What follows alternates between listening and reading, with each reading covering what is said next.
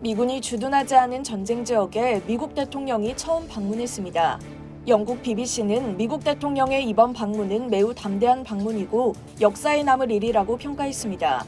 바이든 대통령의 키이우 방문은 위험이 큰 만큼 007 작전을 방불케 했는데요.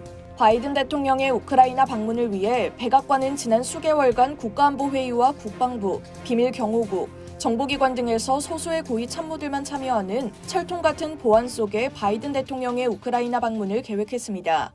바이든 대통령은 각 단계와 잠재적인 비상사태에 대해 충분히 보고를 받았고 지난 17일 백악관에서 국가안보팀의 핵심 인사들과 전화통화를 가진 뒤 최종 결정을 내린 것으로 전해집니다. 이후 백악관은 바이든 대통령의 일정에 대해 철저히 함구했습니다. 백악관은 19일 오후 7시에 보낸 일정보도 참고자료에 이날 오후 7시에 앤드루스 공군기지에서 폴란드로 출국한다고 공지할 정도로 보안을 유지했습니다.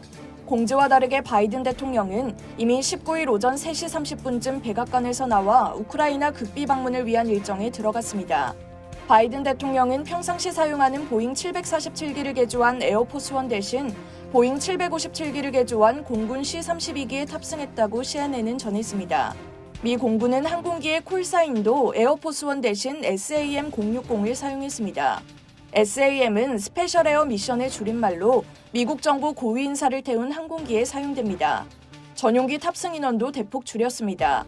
백악관에서는 제이크 설리번 국가안보 보좌관, 존 파이너 국가안보부 보좌관, 케이트 베당필드 백악관 공보국장 등이 탑승했습니다. 백악관 풀기자단도 통상 인원보다 적은 2명만 동행했습니다. 이들은 출발 전에 휴대전화 등 전자기기를 백악관에 넘겼으며 비밀 유지 서약도 한 것으로 전해졌습니다. 바이든 대통령이 탑승한 전용기는 19일 오후 5시 13분 급유를 위해 독일 람슈타인 공군기지에 착륙한 뒤 오후 6시 30분쯤 폴란드를 향해 다시 비행했습니다.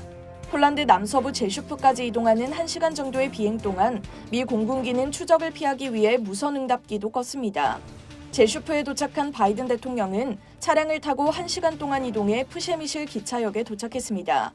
바이든 대통령은 이곳에서 키이우까지는 기차로 이동했으며 대략 10시간 정도 후인 이날 오전 8시에 키이우에 도착했습니다. 백악관은 바이든 대통령의 우크라이나 방문이 이뤄지기 전 러시아의 도착 시간을 통보했다고 밝혔는데요. 키이우에 도착해서도 긴장은 계속됐습니다.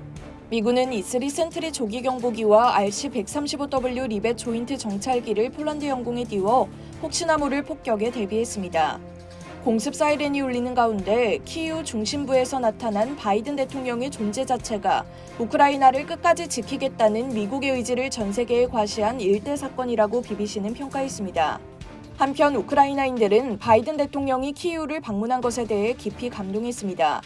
바이든 대통령이 전쟁 국가를 방문해 준 것에 대한 고마움과 서방이 앞으로도 지속적으로 지원할 것이라는 안도감으로 풀이됩니다. 이들은 서로 SNS를 통해 바이든 대통령과 젤렌스키 대통령이 함께 있는 모습을 공유하기도 했습니다. 이상 여의도TV였습니다.